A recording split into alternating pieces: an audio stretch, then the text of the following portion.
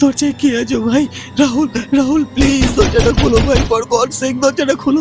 বাথরুমের আয়না থেকে ওটা অন্য কেউ নয়, আমি বাইরে বেরিয়ে এসেছি। ওই মুখটার চামড়া খুশে পড়ছে আর মাংসর নিচ থেকে লাখো লাখো সাদা পোকা কিলবিল করছে। ও একটা মাকড়সার মতো হাত পা উল্টো করে ভেঙে সিলিং বেয়ে আমার দিকে এগিয়ে আসছে। রাহুল প্লিজ দরজাটা খোলো। ও আমার গলাটা টিপে ধরলো। রাহুল, রাহুল বাঁচাও, বাঁচাও রাহুল, দরজাটা খোলো। অনির্বাণের এই মরণ চিৎকার শুনেও রুম সার্ভিস বয় রাহুল শুধু একটা পৈশাচিক হাসি হাসলো। সে ট্রলির উপর রাখা পাত্রের ঢাকনাটা তুলতেই অনির্বাণের রক্ত হিম হয়ে যায়, কারণ ভেতরে ফুটন্ত রক্তের মাঝে সাজানো রয়েছে একটা কাটা মাথা, আর সেই মাথাটা স্বয়ং অনির্বাণের।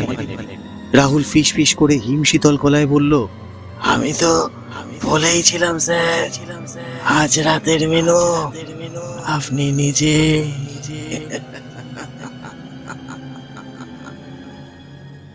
হ্যালো বন্ধুরা, রাত যত গভীর হয় কিছু গল্প ততই জীবন্ত হয়ে ওঠে। এমন কিছু ঘটনা যেগুলোর ব্যাখ্যা আজও কেউ খুঁজে পায়নি। আজ আমরা চলে যাব দীঘার এক অজানা অন্ধকারে, যেখানে এক সাধারণ রাত মুহূর্তের মধ্যে পরিবর্তিত হয়েছিল এক দুঃস্বপ্নে। সমুদ্রের গর্জনের আড়ালে লুকিয়েছিল এমন এক রহস্য যা আজও অনেকের শরীরে কাটা দেয়। তাহলে আলো নিভিয়ে হেডফোন কানে গুজে বসে পড়ুন, কারণ আজকের ঘটনাটা হয়তো গল্প নয়, বরং বাস্তবে ঘটে যাওয়া এক ভয়ঙ্কর অভিজ্ঞতা। তাহলে আর দেরি না করে চলুন শুরু করা যাক আজকের ভৌতিক ঘটনাটি। দীঘা আমাদের বাঙালিদের কাছে এক পরম আবেগের নাম। উইকেন্ডের ছুটি মানেই ওল্ড দীঘার সেই পাথুরে বাঁধের কোলাহল আর নিউ দীঘার ঝাউবনের ছায়া ঘেরা শান্ত রাস্তা। আমরা ভাবি ওল্ড দীঘা মানে শুধু আনন্দ আর ছুটি কাটানোর এক চেনা ডেস্টিনেশন, কিন্তু দিনের আলোয় যে দীঘা এত সুন্দর, রাত বাড়লেই তার রূপটা কি একই রকম থাকে? দীঘার সমুদ্র তীর তখন প্রায় জনশূন্য। রাত 11:30। দূরে ঢেউ ভাঙা একঘেয়ে গর্জন আর বাতাসে নোনা জলের কটু গন্ধ। কুয়াশার আস্তরণে রাস্তার আলো যেন অস্পষ্ট হয়ে পড়েছে। অনির্বাণ মুখার্জি পেশায় একজন আর্কিটেক্ট। সারাদিন ধরে ওল্ড দীঘার এক প্রায় শতবর্ষীয় হেরিটেজ বিল্ডিংয়ের ব্লু প্রিন্ট তৈরি করার কাজে ব্যস্ত ছিলেন তিনি। কাজ শেষ হতে হতে অনেক রাত হয়ে যায়। শেষ বাস, শেষ গাড়ি সবই চলে গেছে। হাতে ল্যাপটপ ব্যাগ আর নকশার ফাইল নিয়ে তিনি মেন রোড ধরে হাঁটছিলেন। হঠাৎ চোখে পড়ল একটা সরু গলি। গলিটার দুপাশে পুরনো অন্ধকার বাড়ি, কোথাও কোনো মানুষের চিহ্ন নেই। অদ্ভুত এক টানে তিনি গলির ভেতরে ঢুকে পড়লেন। প্রায় 5 মিনিট হাঁটার পর গলির শেষ মাথায় এসে তিনি থমকে দাঁড়ালেন। সামনে দাঁড়িয়ে আছে একটা 3তলা পুরনো হোটেল। কুয়াশার মধ্যে তার অবয়বটা যেন আধা দেখা আধা অদৃশ্য। জংধরা সাইনবোর্ডে লেখা হোটেল কাল দর্পণ। নামটা পড়তেই অনির্বাণের বুকের ভেতর অকারণে একটা শীতল স্রোত বয়ে যায়। হোটেলের বাইরের অংশে কোনো আলো নেই, অথচ ভেতরে কয়েকটা জানলায় মৃদু হলুদ আলো জ্বলছে। একটু ইতস্তত করে তিনি ভেতরে ঢুকলেন। দরজা পেরোতেই আরও এক অদ্ভুত বিষয় চোখে পড়ল। হোটেলের ভেতরে কোনো রিসেপশন কাউন্টার নেই, নেই কোনো ম্যানেজার, এমনকি কোনো কর্মচারীও। চারদিক শুধু নিস্তব্ধতা। ঠিক এমন সময় পেছন থেকে ভেসে এলো একটা পায়ের শব্দ। নিস্তব্ধ লবির মধ্যে শব্দটা অস্বাভাবিকভাবে প্রতিধ্বনিত হতে লাগলো। অনির্বাণ ধীরে ধীরে ঘুরে দাঁড়ালেন, আর তারপর দেখলেন তাকে, কালো ইউনিফর্ম পরা এক তরুণ। মনে হচ্ছিল কয়েক সেকেন্ড আগেও যেখানে কেউ ছিল না, অথচ এখন ছেলেটা তার সামনে দাঁড়িয়ে আছে। বুকের ওপর ঝুলছে একটা নামের ব্যাজ, নাম রাহুল। তার ঠোঁটে লেগে আছে অস্বাভাবিক চওড়া এক হাসি, কিন্তু হাসির চেয়েও বেশি অস্বস্তিকর ছিল তার চোখ দুটো। নিষ্পলক, স্থির, একদম প্রাণহীন, যেন অনেকক্ষণ ধরে সে শুধু অনির্বাণের দিকেই তাকিয়েছিল। রাহুল ধীরে ধীরে মুখ ঝুঁকিয়ে বলল, আসুন স্যার, আপনার জন্য অপেক্ষা করছিলাম। তার গলার স্বরটা ছিল অদ্ভুত শান্ত আর ফ্যাসফ্যাসে, কিন্তু সেই শান্তির আড়ালে যেন লুকিয়েছিল এমন কিছু যা শুনলে শরীরের রক্ত ঠান্ডা হয়ে যায়। অনির্বাণ অবাক হয়ে বললেন, আমার জন্য? রাহুল মাথা নেড়ে হাসল। জি স্যার, 3 তলার 303 নম্বর রুমটা আপনার জন্য রেডি আছে। কথাটা শুনে অনির্বাণের কপালে ভাঁজ পড়ল। তিনি তো কোথাও বুকিং করেননি, এই হোটেলের নামও তিনি জীবনে আগেও শোনেনি। তাহলে এই ছেলেটি জানলো কিরম ভাবে যে তিনি আজ রাতে এখানে আসবে? অনির্বাণ প্রশ্ন করতে যাচ্ছিলেন, কিন্তু তার আগেই রাহুল আবার বলল, অনেক রাত হয়ে গেছে স্যার, আপনি ক্লান্ত, আগে রুমে গিয়ে বিশ্রাম করে নিন, বাকি কথা নয় পরে হবে। কথাগুলো শুনতে সাধারণ হলেও তার গলার স্বরে এমন কিছু ছিল যেটা অজান্তেই শরীরের রক্ত ঠান্ডা করে দেয়। আর ঠিক সেই মুহূর্তেই অনির্বাণের চোখ গিয়ে পড়ল লবির দেয়ালে ঝোলানো একটা বিশাল পুরনো ঘড়ির দিকে। ঘড়িটা টিকটিক করে চলছে, কিন্তু অদ্ভুত ব্যাপার, ঘড়ির কাঁটা দুটো আটকে আছে ঠিক 11টা 33 মিনিটে, আর সেকেন্ডের কাঁটাটা একই জায়গায় ঘুরতে ঘুরতে আটকে যাচ্ছে, যেন সময় এগোতেই চাইছে না। রাহুলের ঠোঁটের অদ্ভুত হাসিটা একটুও মিলিয়ে গেল না। সে চাবিটা অনির্বাণের হাতে দিয়ে বলল, আর হ্যাঁ স্যার, মাঝরাতে যদি খিদে পায় টেবিলের ওপর রাখা বেলটা বাজাবেন, কিন্তু আমি খাবার দিয়ে যাব।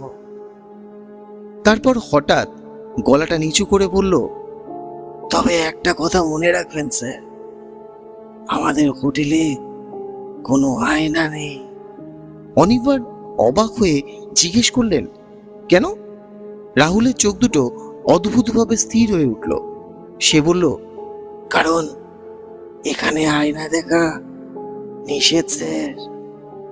অনির্বাণ তখনও জানতো না হোটেল কালদর্পণে একবার কেউ প্রবেশ করলে সবাই আর ভোরের আলো দেখতে পায় না। চাবি নিয়ে অনির্বাণ ধীরে ধীরে 303 নম্বর রুমের দরজা খুললেন।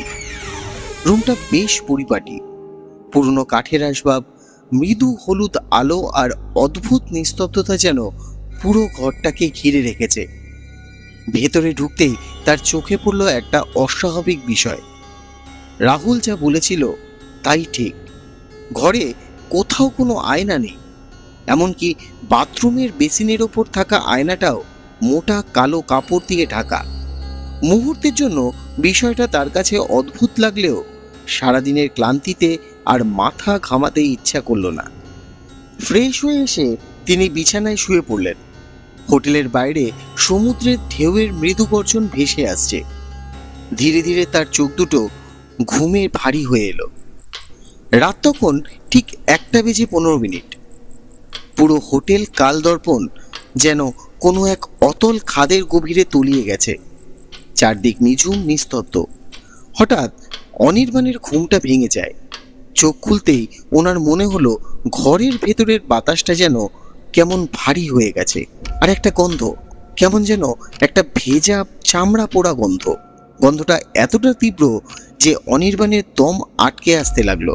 তিনি বিছানার ওপর উঠে বসলেন। গলাটা শুকিয়ে গেছে। টেবিলের ওপরে রাখা জলের বোতলটা দিকে উনি হাতটা বাড়াতে যাবেন, ঠিক এমন সময় ওনার চোখ গেল বাথরুমের দিকে। বাথরুমের দরজাটা উনি লক করে শুয়েছিলেন, কিন্তু এখন ওটা আধখোলা, আর সেই ঘুটঘুটে অন্ধকারের ভেতর থেকে একটা শব্দ ভেসে আসছে, যেন কোনো মানুষ অন্ধকারের মধ্যে বসে নিজের শরীরের শুকনো চামড়া নখ দিয়ে খুবলে খুবলে তুলছে। অনির্বাণের শিরদাঁড়া বেয়ে একটা বরফ ঠান্ডার স্রোত নেমে এলো। কপালে বিন্দু বিন্দু ঘাম। তিনি খাট থেকে নামলেন। পা দুটো যেন মেঝের সাথে লেপ্টে যাচ্ছে। পা টিপে টিপে অত্যন্ত সাবধানে তিনি বাথরুমের দরজার মুখে গিয়ে দাঁড়ালেন। হাতটা তার কাঁপছে। টর্চের আলোটা উনি বাথরুমের ভেতরে ফেললেন, আর আলোটা পড়তেই অনির্বাণের হৃদস্পন্দন যেন এক মুহূর্তের জন্য থমকে গেল। বাথরুমের বেসিনের ওপরে যে আয়নাটা কালো কাপড় দিয়ে ঢাকা ছিল, সেই কাপড়টা এখন মেঝেতে পড়ে আছে, আর আয়নাটার ঠিক সামনে কেউ একজন দেয়ালের দিকে পিঠ ফিরিয়ে দাঁড়িয়ে আছে।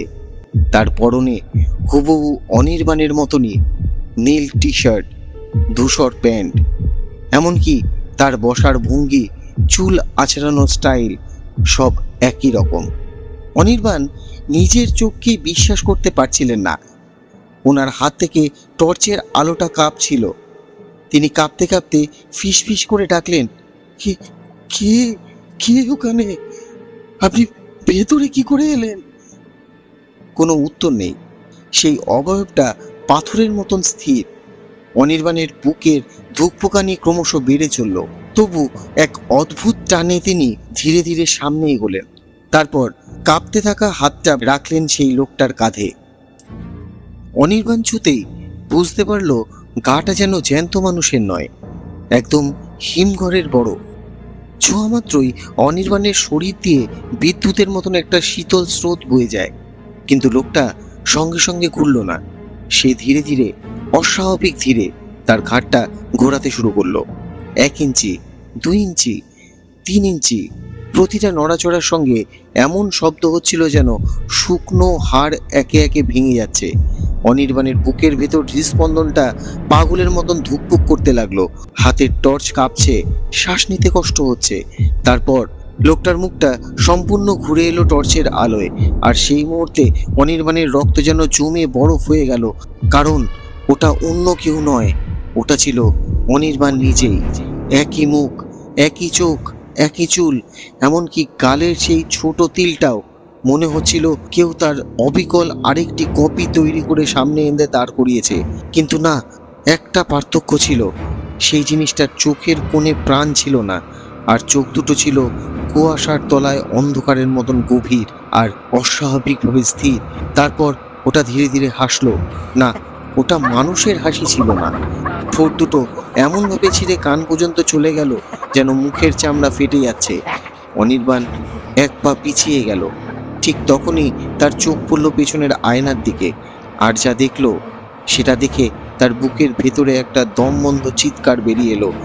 আয়নার ভেতরের অনির্বাণ দর্পণ ছেড়ে বাইরে এসে দাঁড়িয়ে আছে, কিন্তু তার মুখের চামড়াটা জায়গায় জায়গায় খসে ঝুলছে, আর সেই খসে পড়া লাল মাংসের ভেতর থেকে ঠিক ঠিক করছে ছোট ছোট সাদা পোকা। আর তার চোখ দুটো কোনো মনি নেই, দুটো কুচকুচে কালো গর্ত। সে অনির্বাণের দিকে তাকিয়ে তার সেই চোখ দুটো মেলল, আর চোয়ালটা কান পর্যন্ত ফাটিয়ে এক বীভৎস পৈশাচিক হাসি হাসলো। অনির্বাণ আতঙ্কে চিৎকার করে পিছিয়ে গেল, কিন্তু পাটা যেন মেঝেতে জমে গেছে। কেউ যেন ওনাকে মাটির সাথে গেঁথে দিয়েছে। নকল অনির্বাণ ঠিক অনির্বাণের মতনই গলায়, কিন্তু তার অতি প্রাকৃতিক দ্বৈত আওয়াজে বলে উঠল, আমি তো অনির্বাণ, আমি তো তুমি। এই হোটেলের নিয়ম জানো না? আয়নায় দেখলে ভেতরের আত্মা বাইরে চলে আসে অনির্বাণ, আর বাইরের জ্যান্ত শরীরটা ভেতরে চলে যায়। এখন এই শরীরটা আমার, আর আর এই পচা লাশটা তোমার। ঠিক এমন সময় সেই পিশাচটা অনির্বাণের দিকে এক লাফে তেড়ে এলো। তার হাতের নখগুলো মুহূর্তের মধ্যে ধারালো ছুরির মতন বড় বড় হয়ে গেছে। অনির্বাণ প্রাণপণে সর্বশক্তি দিয়ে নিজের প্রতিরূপকে একটা ধাক্কা মেরে সেই বাথরুম থেকে ছিটকে বেরিয়ে ঘরের মেন ডোরটার দিকে দৌড়ে পালালো। কিন্তু হ্যান্ডেলটা ধরে পাগলের মতন ঘোরাতে লাগলো, কিন্তু না, দরজাটা বাইরে থেকে লক করা। কেউ শক্ত করে বাইরে থেকে লক করে দিয়ে গেছে। অনির্বাণ ভয়ে উপরে তাকালো। ওনার চোখ দুটো কপালে উঠে গেল। সেই নর পিশাচটা সাধারণ মানুষের মতো এখন আর নেই, বরং একটা বিশাল মাকড়সার মতো হাত পাগুলো উল্টো করে ভেঙে ঘরের সিলিংয়ের ওনার দিকেই এগিয়ে আসছে। ওর মুখ থেকে টপ টপ করে পড়ছে ঘন কালো লালার মতো কিছু জিনিস। মেঝেতে পড়া মাত্রই সেখান থেকে ধোঁয়া উঠছে। অনির্বাণের দরজায় লাথি মারতে লাগলো, বাঁচাও বাঁচাও বাঁচাও আমাকে, দরজাটা খোলো, কেউ দরজাটা খোলো, আমি বেরোতে চাই, আমি বেরোতে চাই, কেউ আছো, ও আমাকে মেরে ফেলবে। কিন্তু বাইরে থেকে কোনো সাড়া এলো না। পুরো করিডোরটা যেন এক নিরেট শ্মশান। পিশাচটা ওনার মাথার ঠিক ওপরে সিলিংয়ে এসে থমকে দাঁড়ালো। সে ঝাঁপ দেবে। ঠিক তখনই অনির্বাণের মনে পড়ল রাহুলের সেই শেষ কথাটা, খিদে পেলে টেবিলের বেলটা বাজাবেন। উনি মরিয়া হয়ে টেবিলের ওপরে রাখা সেই বেলটার দিকে ছুটলেন। পেছনে মাকড়সাটা ওনার পিঠের জামাটা ফালি ফালি করে ছিঁড়ে ফেলেছে, কিন্তু অনির্বাণ ততক্ষণে টেবিলের কলিং বেলটা চেপতে শুরু করলো। তিনি সর্বশক্তি দিয়ে সেই বেলটা অবিরাম চাপতে লাগলেন। হঠাৎ সেই ঘরের দরজাটা এক ঝাপটায় ভেঙে গেল। বাইরে টর্চ হাতে দাঁড়িয়ে আছে রুম সার্ভিস বয় রাহুল, আর সামনে একটা বড় লোহার ট্রলি। রাহুলকে দেখা মাত্রই সিলিংয়ের উল্টো হয়ে থাকা সেই বীভৎস পিশাচটা হঠাৎ থেমে গেল। তারপর এক ঝটকায় তার ঘাটটা 180 ডিগ্রি ঘুরে গেল। সে সরাসরি রাহুলের দিকে তাকালো। কয়েক সেকেন্ড নিস্তব্ধতা, তারপর এক লাফে সে আবার বাথরুমের কালো অন্ধকারের ভেতরে ঢুকে গেল, আর মুহূর্তের মধ্যেই অদৃশ্য, যেন সেখানে কিছু ছিলই না। মেঝেতে পড়ে থাকা অনির্বাণ তখন হাঁপাচ্ছে, বুকটা এত জোরে উঠানামা করছে যে মনে হচ্ছিল যে কোনো মুহূর্তে হৃৎপিণ্ডটা ফেটে বেরিয়ে আসবে। তিনি হামাগুড়ি দিয়ে এগিয়ে গিয়ে রাহুলের পা দুটো শক্ত করে জড়িয়ে ধরলেন। সারা শরীর কাঁপছে, হাত পা ঠান্ডা, চোখ বেয়ে গড়িয়ে পড়ছে আতঙ্কের জল। ভাঙা গলায় তিনি প্রায় চিৎকার করেই বলে উঠলেন, রাহুল, রাহুল, রাহুল, এই আমাকে বাঁচাও। বাথরুমে একটা রাক্ষস আছে, ও আমাকে আমার চেহারা নিয়েছে। ও আমাকে মেরে ফেলবে। রাহুল, প্লিজ প্লিজ আমাকে বাঁচাও, আমাকে এখান থেকে বের করে নিয়ে চলো রাহুল। আমি কোনো কিছু চাই না, শুধু আমাকে আমার বাড়িতে ফিরিয়ে দাও প্লিজ। ভাই ভাই, আমাকে এই হোটেল থেকে বের করে দাও। কিন্তু রাহুল কোনো উত্তর দিল না, একটাও না। সে শুধু স্থির হয়ে দাঁড়িয়ে রইল। তারপর ধীরে ধীরে মুখ নিচু করে অনির্বাণের দিকে তাকালো। সে দৃষ্টি দেখে অনির্বাণের বুকের ভেতরটা আবার কেঁপে উঠল, কারণ রাহুলের চোখ দুটোয় কোনো উদ্বেগ নেই, কোনো বিস্ময় নেই, কোনো সহানুভূতিও নেই, শুধু একটা অস্বাভাবিক স্থিরতা। মরা মাছের চোখের মতন পালকহীন, আর ঠোঁটের কোণে লেগে আছে সেই একই চওড়া যান্ত্রিক হাসি, যে হাসিটা মানুষ হাসে না। কয়েক সেকেন্ড ধরে সে অনির্বাণের দিকে তাকিয়ে রইল, তারপর ধীরে ধীরে নিচু হলো। তার হাতটা এগিয়ে গেল ট্রলির ওপর রাখা সেই বিশাল স্টিলের পাত্রটির দিকে। অনির্বাণ ভেবেছিল হয়তো জল দেবে, হয়তো তাকে সাহায্য করবে, কিন্তু পরের মুহূর্তেই তার বুকের রক্ত হিম হয়ে যায়। রাহুল পাত্রটার ভারী ধাতব ঢাকনা হাতলটা শক্ত করে ধরল, আর ঠোঁটের কোণের হাসিটা আরো একটু চওড়া করে উঠল। তারপর সে এক ঝটকায় ঢাকনাটা তুলে ধরল। অনির্বাণ কৌতূহলবশত আর ভয়ের চোখে বড় বড় করে সেই পাত্রের ভেতরে তাকালো, আর হঠাৎ ওনার বুকের ভেতরটার আত্মাটা যেন শুকিয়ে গেল। সেই পাত্রের ভেতরে কোনো খাবার নেই, ঠিক ঠিক করছে কালো রক্ত আর কাঁচা মাংসের স্তূপ। ওপরে সাজানো রয়েছে একটা কাটা মানুষের মাথা, আর সেই কাটা মাথার মুখটা যন্ত্রণায় হা করা, চোখ দুটো উল্টোনো, কিন্তু তার মুখের অবয়বটা স্বয়ং অনির্বাণেরই। রাহুল অনির্বাণের কানের কাছে মুখটা নামিয়ে ফিস ফিস করে হিমশীতল গলায় বলল,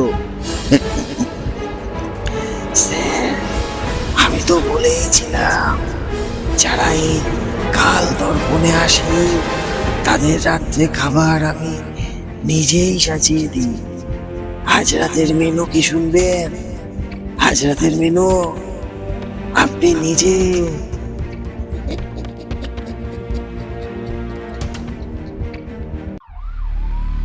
পরের দিন সকাল 10টা, দীঘা থানার পুলিশ ফোর্স ওল্ড দীঘার সেই নির্জন গলির শেষ মাথায় এসে গাড়ি থামালো। কলকাতা থেকে অনির্বাণের পরিবার পুলিশ ডায়েরি করেছিল যে গতকাল রাত 11টার পর থেকে অনির্বাণের ফোনের শেষ টাওয়ার লোকেশন দেখাচ্ছে ওল্ড দীঘার সেই ঝাউবনের ভেতরে একটা পরিত্যক্ত গলি। পুলিশের বড়বাবু গাড়ি থেকে নামলেন। গন্তব্যে পৌঁছে ওনার কপালে চিন্তায় ভাঁজ পড়ল, কারণ গলির শেষ মাথায় কোনো হোটেলই ছিল না। সেখানে দাঁড়িয়ে আছে একটা বহু পুরনো এক বিশাল শ্মশান ঘাট, আর তার পাশে একটা ভাঙা পরিত্যক্ত একতলা শবাগার বা মার্চুয়ারি, যেখানে অতীতে বেওয়ারিশ লাশ রাখা হতো। চারদিকে তীব্র পচা গন্ধ। বড় রুমাল দিয়ে নাক ঢাকলেন তিনি। কনস্টেবলকে বললেন শবাগারের জং ধরা লোহার দরজাটা ভাঙতে। দরজাটা খুলতেই ভেতরের অন্ধকার থেকে এক ঝাঁক চামচিকে উড়ে বেরোলো। টর্চের আলো ফেলতেই পুলিশের চোখ চড়ক গাছ। চারদিক শুধু ছড়িয়ে আছে মানুষের হাড়গোড় আর কঙ্কাল। কিন্তু সব থেকে বড় এক ধাক্কা তখনও বাকি ছিল। হঠাৎ বড়বাবু দেখলেন শবাগারের ঠিক মাঝখানে একটা পুরনো মরচে ধরা লোহার স্ট্রেচার, আর সেটার ওপর একটা লাশ রাখা আছে। লাশটা পরনে অবিকল অনির্বাণের সেই নীল শার্ট আর জিন্সের প্যান্ট। পুলিশ অফিসার ধীরে ধীরে পা এগিয়ে গেলেন। লাশের মুখ থেকে চাদরটা সরাতেই ওনার হাত থেকে টর্চটা ছিটকে মাটিতে পড়ে যায়। ওটা অনির্বাণেরই লাশ, কিন্তু লাশটার অবস্থা দেখে মনে হচ্ছিল ওটা অন্তত 10 দিন পুরনো। শরীরটা পচে গলে গেছে, চোখ দুটোর কোটর থেকে খুবলে বের করে নেওয়া হয়েছে চোখ। আর বিভৎস ব্যাপার কি জানেন, অনির্বাণের সেই পচাগলা লাশের মুখে তখনও লেগে আছে এক পৈশাচিক চওড়া হাসি, ঠিক যেমনটা কাল রাত্রে সেই রুম সার্ভিস বয় রাহুলের মুখে ছিল। ঠিক এমন সময় কনস্টেবল লাশের পকেটে হাত দিয়ে একটা জিনিস বের করে, একটা মোবাইল ফোন। স্ক্রিনটা ভাঙা, কিন্তু তখনও ওটার একটা ভয়েস রেকর্ডার অন ছিল। পুলিশ অফিসার কাঁপতে কাঁপতে প্লে বাটনটা চাপলেন, আর সেই রেকর্ডিং থেকে অনির্বাণের নিচের গলা ভেসে এলো। তবে সে একা নয়, দুটো গলা একসাথে কথা বলছে। রেকর্ডিং থেকে শোনা গেল অনির্বাণের ছটফটানির শব্দ। রাহুল, রাহুল, রাহুল, রাহুল পাত্রের ভেতরে ওটা কাটা মাথা। আর পেছনে সেই পৈশাচিক গলার উত্তর দিল, ওটা তোমারই মাথা অনির্বাণ। তুমি তো 10 বছর আগেই সমুদ্রে ডুবে মরে গেছো। এখন শুধু তোমার আত্মাকে আমার খিদে মেটাতে লাগে।